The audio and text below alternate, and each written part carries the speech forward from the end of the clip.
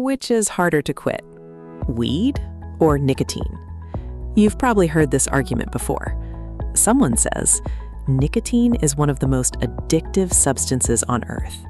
Someone else says, you can quit cigarettes, but try sleeping without weed after years of using it every night. And then the debate starts. But here's the problem. Nicotine and cannabis don't trap your brain in the same way. Nicotine can create a fast, repetitive, cue-driven habit loop. Cannabis works differently. THC can be tied to sleep, relaxation, appetite, stress relief, and the entire rhythm of your evening. So which one is harder to quit? The honest answer is, it depends on what you're measuring. Today, we're going to compare weed and nicotine head-to-head. We'll look at how quickly they train your brain, how strong withdrawal can be, how often cravings appear, how deeply they become attached to your routine, how likely you are to relapse, and what actually helps you quit. And by the end, you'll understand why simply asking, which one is more addictive, isn't quite the right question. I'm Dr. Sambo, a consultant psychiatrist, and on this channel, we break down addiction, mental health, and the science behind how substances change the brain. So let's get into it. Let's start with one of the biggest reasons nicotine becomes so difficult to quit: how quickly it trains your brain. When you inhale nicotine from a cigarette or vape, it reaches your brain rapidly. Once there, nicotine activates receptors called nicotinic acetylcholine receptors. These receptors normally respond to acetylcholine, a neurotransmitter involved in attention, arousal, learning, and memory. But nicotine activates them too, and through downstream effects, it increases dopamine signaling in the brain's reward pathways. Now, dopamine is often described as the brain's pleasure chemical, but that's not really the full story. Dopamine is heavily involved in motivation, reinforcement, and learning. It helps your brain notice, that mattered, remember what happened before it. And this is where nicotine gets powerful, because you can teach your brain the same lesson again and again and again throughout the entire day. You wake up, nicotine. You drink coffee, nicotine. You drive, nicotine. You take a work break, nicotine. You get stressed, nicotine. You finish lunch, nicotine. You feel bored, nicotine. You drink alcohol, nicotine. You scroll on your phone, nicotine. You can potentially repeat the same cue and reward cycle dozens of times in a single day. And your brain starts learning not just nicotine feels good. It starts learning coffee means nicotine, driving means nicotine, stress means nicotine, boredom means nicotine, alcohol means nicotine. Even reaching into your pocket can become part of the habit. Eventually, you may find yourself wanting nicotine before you've consciously decided you want it. The environment starts making the decision for you. Now, cannabis is different. THC, the main intoxicating component in cannabis, acts primarily on the brain's endocannabinoid system. One of its major targets is the CB1 receptor.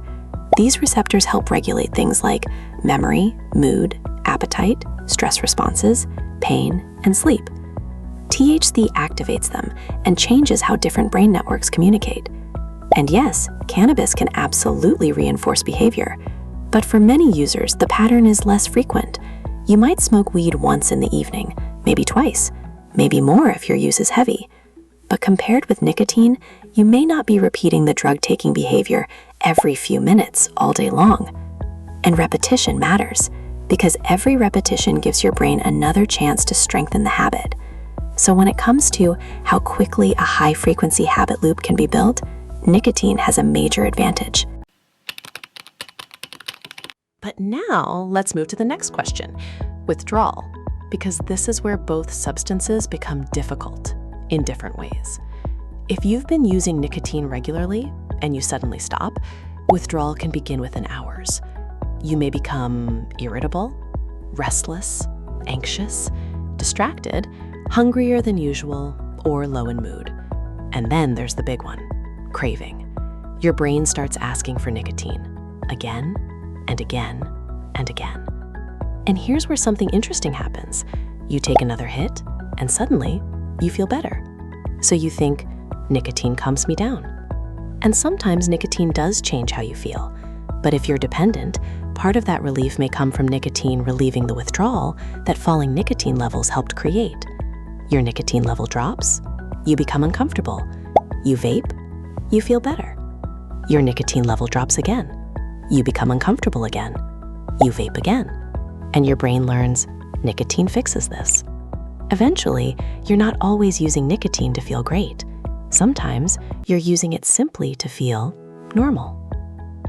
Now, cannabis withdrawal is different, and a lot of people still underestimate it. If you've been using cannabis regularly or heavily, and you stop, you may experience irritability, anxiety, restlessness, reduced appetite, low mood, cravings, and sleep disturbance. Some people also experience headaches, sweating, stomach discomfort, or a general feeling that something is just off. But the symptom that often causes the most trouble is sleep. You go to bed, and you can't switch off. You finally fall asleep, and your dreams become incredibly vivid. You wake up tired. The next night, it happens again. Then your brain starts making an argument. Why are you doing this? You slept fine when you smoked. Just use a little tonight. And this is one of the traps of cannabis withdrawal, because difficulty sleeping after quitting can feel like proof that you need cannabis to sleep. But that isn't necessarily what it means. Part of the sleep problem may be withdrawal, while your brain adjusts to functioning without THC. But at 2 a.m, when you have work the next day, that distinction can feel meaningless. All you know is you can't sleep, and weed used to help. So when it comes to withdrawal, nicotine often hits faster, with frequent cravings throughout the day. Cannabis withdrawal can be slower, but sleep disturbance can make it extremely difficult. Now let's talk about something just as important: triggers. Because a lot of relapse isn't caused by withdrawal alone, it's caused by cues. If you've been vaping for years, your entire day may be filled with reminders. You wake up, you used to vape. You make coffee, you used to vape. You drive, you used to vape. You get stressed at work, you used to vape. You finish lunch, you used to vape. You see someone else vaping, you used to vape. You have a drink with friends, you used to vape. Your brain has spent years predicting nicotine in all of these situations, and now, suddenly, the nicotine isn't there. This is one of the reasons nicotine can feel everywhere. You don't just quit the chemical, you have to unlearn dozens, sometimes hundreds, of tiny associations. Cannabis creates cues too, but they're often clustered around certain parts of your life: the evening, bedtime, gaming, music, certain friends, being alone, stress, boredom, finishing work, watching a movie. Those cues can still be extremely powerful, but the difference is often frequency. Nicotine can become attached to almost every hour of your day. Cannabis may become attached to fewer, but often very important moments. And that brings us to another major difference: what role the drug starts playing in your life. Let's say you only use weed at night. You might tell yourself, I can't be dependent, I don't smoke all day. But now ask a different question. What does that one session do for you?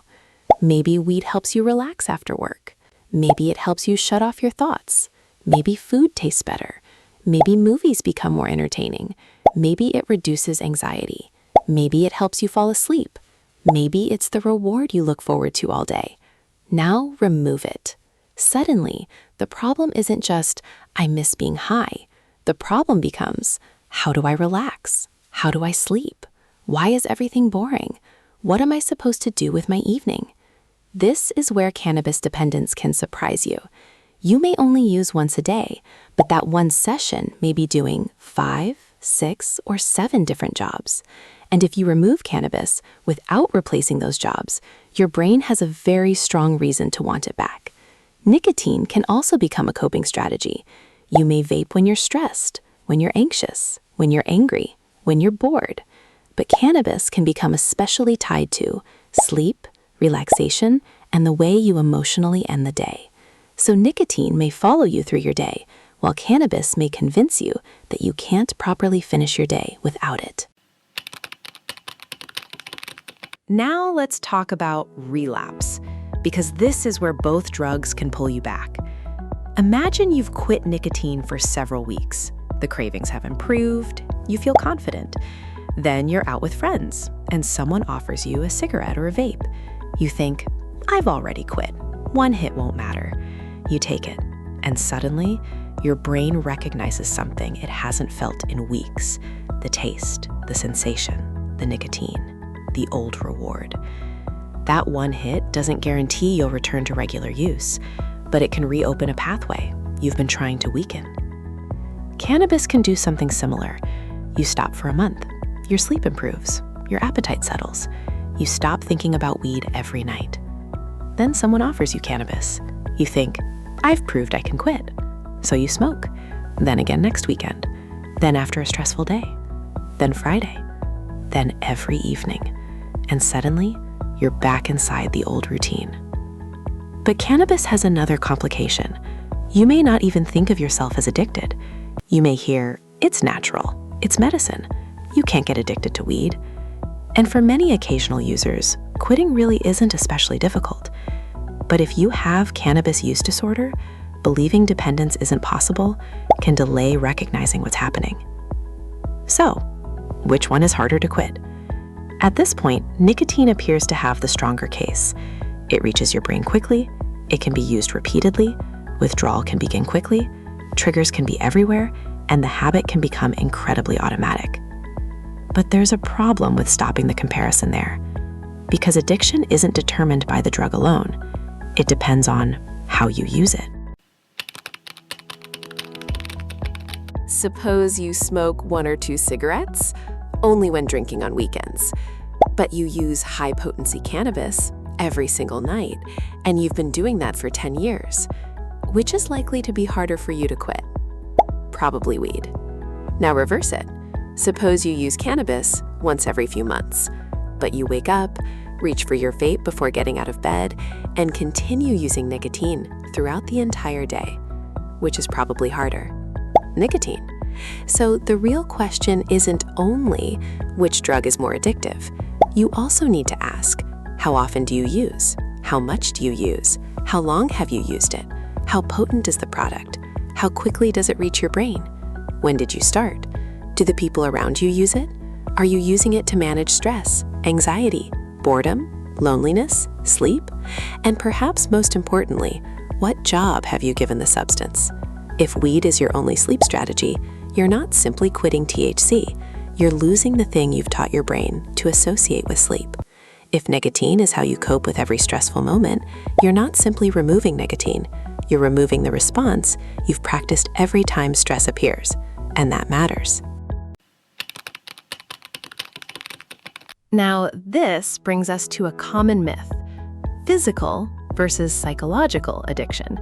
You may have heard someone say, nicotine is physically addictive, weed is just psychologically addictive. That sounds simple, but it's misleading. Your psychology happens in your brain. Habits involve your brain. Learning involves your brain. Emotions involve your brain. Cravings involve your brain. And repeated cannabis use can cause genuine neuroadaptation and a recognized withdrawal syndrome. So instead of dividing addiction into physical and psychological, it makes more sense to think about adaptation, withdrawal, reinforcement, conditioning, habit, and emotional regulation. Both nicotine and cannabis can involve all of these, but they tend to trap you in different ways. Nicotine has one major weapon: repetition, especially with vaping. Your device may stay in your pocket all day. You don't need to prepare anything, you don't need to light anything, you don't need a clear beginning or end. You reach, you inhale, you continue, then you do it again, and again, and again. Each repetition teaches your brain: trigger, behavior, reward, trigger, behavior, reward. And the more you repeat that loop, the more automatic it can become. Think of walking through grass. Walk through once, and nothing really changes. Walk through every day, and a trail starts to appear. Walk through hundreds of times, and you've created a path. Nicotine can give your brain an enormous number of chances to build that path. Cannabis has a different ritual.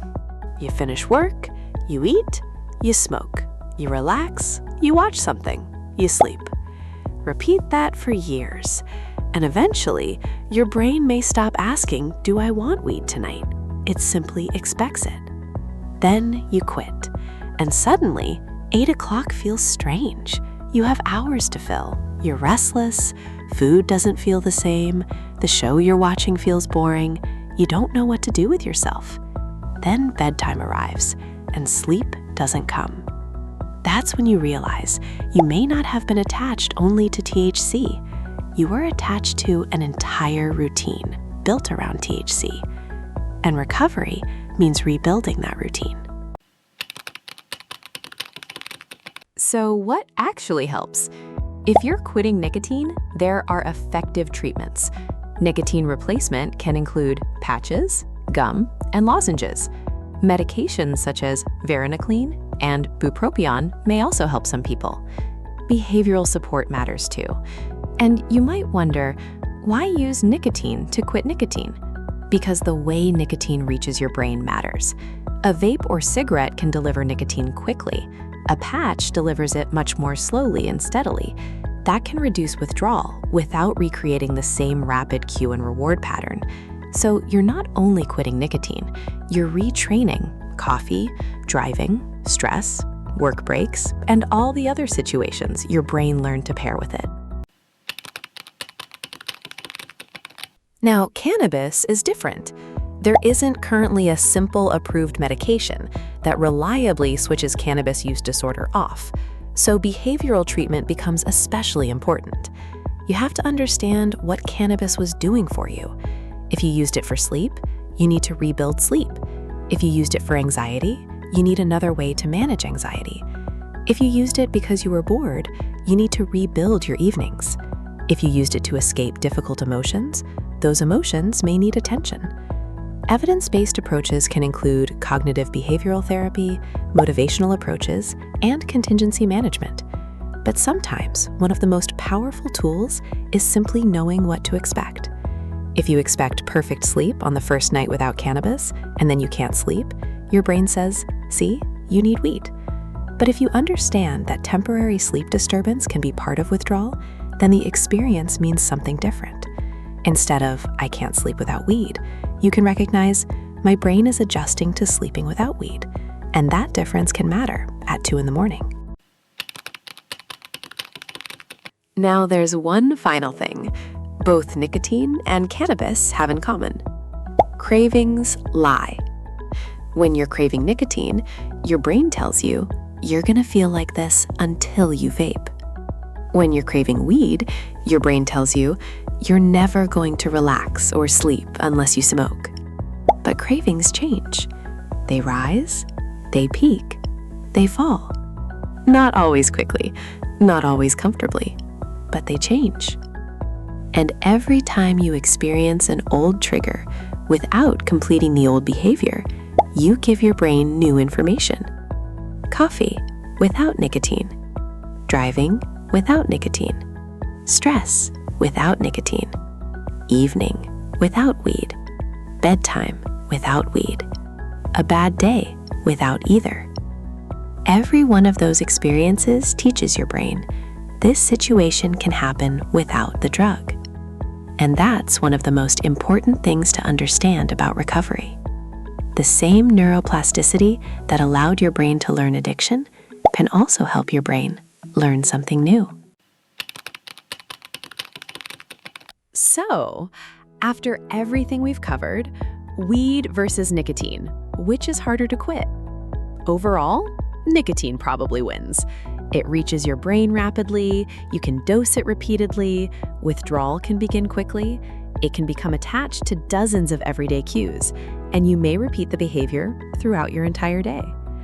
But that does not mean weed is easy to quit. If you've used cannabis heavily for years, if you rely on it for sleep, if it's how you manage anxiety, if every evening revolves around getting high, then cannabis may be harder for you. And that's the key distinction. Nicotine can attach itself to hundreds of small moments. Cannabis can attach itself to a smaller number of extremely important ones. Nicotine can follow you through your entire day. Cannabis can convince you that you can't properly end your day without it. So don't just ask which drug is stronger. Ask, what has my brain learned to use this drug for? Stress? Sleep? Boredom? Focus? Relaxation? Socializing? Escape? Because once you understand the job, you can start replacing it. And eventually, coffee can just become coffee. Driving can just become driving. A stressful day can end without nicotine. An evening can pass without weed. And sleep can happen without needing to get high first. The situation doesn't necessarily change. Your brain's prediction does. And maybe that's the most important lesson from this entire comparison. Your brain can learn addiction, but your brain can also learn recovery. If you learned something from this comparison, I'd love to hear from you. Which do you think would be harder for you to quit? Nicotine? Weed? Or have you tried quitting both? Tell me in the comments. And if you want more videos breaking down addiction, withdrawal, dopamine, and the neuroscience behind substances, subscribe to Dopamine Dial, because understanding your brain is one of the first steps toward taking control of it.